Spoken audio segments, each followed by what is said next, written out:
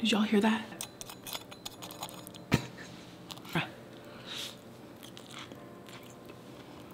Yeah, I like them. Welcome back, you guys. Today we're going to be doing pierogis, Polish pierogis, which is basically like a Polish dumpling, and you can fill it with anything you like. But today I'm going to be doing the traditional type, which is just going to be cheese and potato. I had these not too long ago. They're just delicious. It's like a comfort food. So we're going to start off with the dough. We're going to do 3 cups of flour, 2 eggs, about 4 tablespoons of melted butter, and I did about a cup and a half of water. With this dough, I was really feeling more for consistency. So it could take a cup for you, or it could take a cup and a half, or it could take less than a cup. But that's why you have to get in there and fill it and make sure that it's not too sticky and not too dry, just kind of somewhere in between. So I'm just gonna start working the dough until it comes together. Now my dough was too wet, so I asked my son to help me out with some flour, and he dumped a bunch of flour, but that's okay. I just kind of like swept the flour to the side. And I just work that a little bit until it becomes together in a nice soft ball. You don't want to overwork this. You don't want a chewy texture when it comes to this. If you poke it and it comes back, you overworked it. You overworked the gluten. But if you poke it and it just kind of leaves an indent, then you're good to go. You didn't overwork it. So I'm just gonna let that sit for about 30 minutes while we work on the filling. So for this filling, like I said, I'm gonna keep it super simple. And I kept it super simple this time because my son and my mom are vegetarian. So I wanted to be able to share this with them. So I'm just going to be taking some Yukon Gold potatoes. You can do Idaho potatoes, red potatoes. I don't really think it matters. And then I'm going to quarter them. You want them all to be the same size when you're boiling them, so you get the same consistency. So we're just going to add that to a pot of boiling water. And then in the meantime, we're going to shave some sharp white cheddar. And obviously you guys know shredding your cheese is a lot better. It just overall tastes better. It doesn't have as much preservatives or chemicals on it. It's just a fresher, creamier taste. So I'm just going to drain the water out of that, and then we're going to grab our potato ricer. We want the potato to have this nice silky texture. We want it to be nice, creamy, and fluffy. But obviously, if you're just going to have a potato masher, you could just mash it as much as possible so you don't have really big clumps. And then I'm going to do about 2 cups of cheese. Honestly, you guys, I think I should have did I actually think I should have did 3 cups of cheese.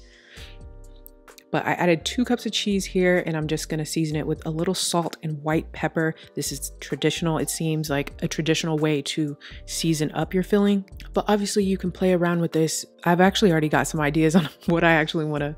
I know people are gonna get on me though if I put anything inside of a pierogi that's not traditional, but the dough on this was just absolutely amazing. I can see it.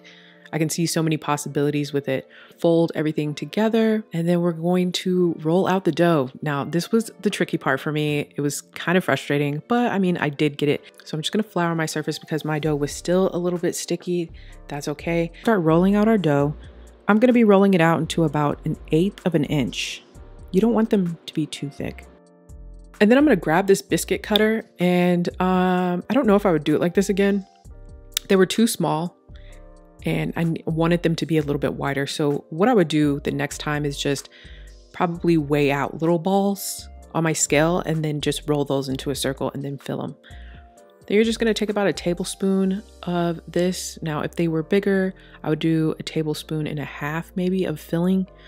These were quite small, and you're just gonna flip it over and then take the back of your spoon to seal it, and make sure you seal it really nicely. You don't want all of your beautiful filling coming out in the water when we boil them. And then this was the final product of mine. You can see that they're all kind of different because I did have to kind of get into a groove of stuffing them and being able to seal them up.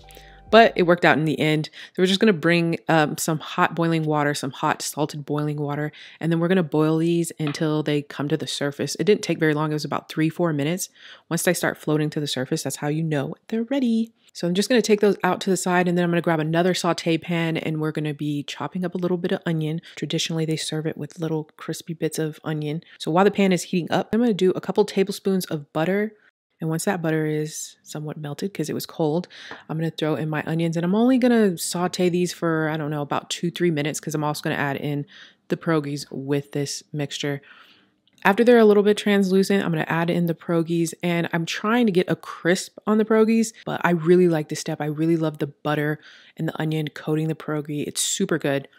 So we're just gonna saute these with the onions until they get they got a little crisp, a little color to them. And then once I see the onions starting to brown and I see little crispy bits on top of the pierogi, I'm gonna take those out. And man, this was so good, guys. And also traditionally you would serve it with sour cream. So I had a little sour cream on the side. And these are such a little comfort food. It's like, I've been eating these. Matter of fact, I ate some this morning and they're just like these pockets of cheesy goodness, like comforting. Anyway, if you guys are still here, leave me some onion emojis in the comments below. Hey guys, welcome back. Today, we've got these pierogis. Look at this. They look delicious. So I wanted to try something new, something I've never tried before, and I made Polish pierogis. And traditionally, I think it's served with sour cream. All right, you guys, let's try them. I'm excited. Did y'all hear that? These actually look really good and they smell really good. Okay, that might be too much sour cream.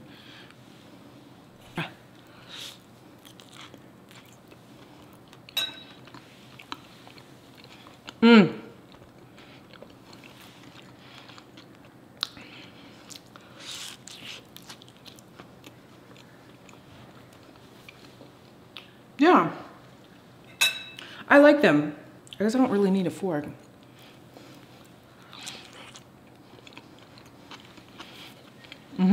Boiling them and then sauteing them in butter and onion, I think is what really does it. And then you got the crispy bits of the onion and then a little bit of the sour cream. Now I made this version, the vegetarian version, which I think is the more traditional way, but you can always stuff it with any kind of variation. I saw cottage cheese, bacon. I'm telling you guys.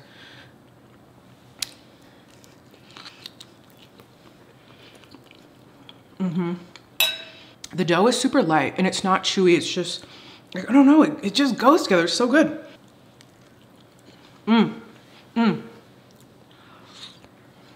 So this month, you guys, I want to be trying a lot of different recipes. I want to be trying stuff from around the world, basically. So I want to push myself to get out of my comfort zone with food and copycats. Obviously, I'm going to do copycats, but I want to try experimenting with other stuff, guys. So that was my first one. Tell me what you guys think in the comments below. Would you try it? Remember your first time you had them when you were at a fair in Anchorage? That's the first time I had them? Yeah. I didn't even know that. The last time I had these, well, which I just found out was my first time was in Alaska, but I don't remember. But the second time I had them, I was in Phoenix, and I'm not gonna lie, at first I didn't like them, but then I just kind of fell in love with them. But yeah, they're super good. And it's like, I don't know, it's like a comfort food. It's definitely kind of a labor of love with the, you know, rolling it out. Like, y'all are gonna see in the, I mean, obviously you guys have seen, but yeah, I struggled a little bit. I thought they were like a little ugly at first, but after I sauteed them, they look delicious, and they are delicious. All right, you guys, that's it for this video. Leave some leave some dumpling emojis in the comments below if you're still here, and I will see you in the next video.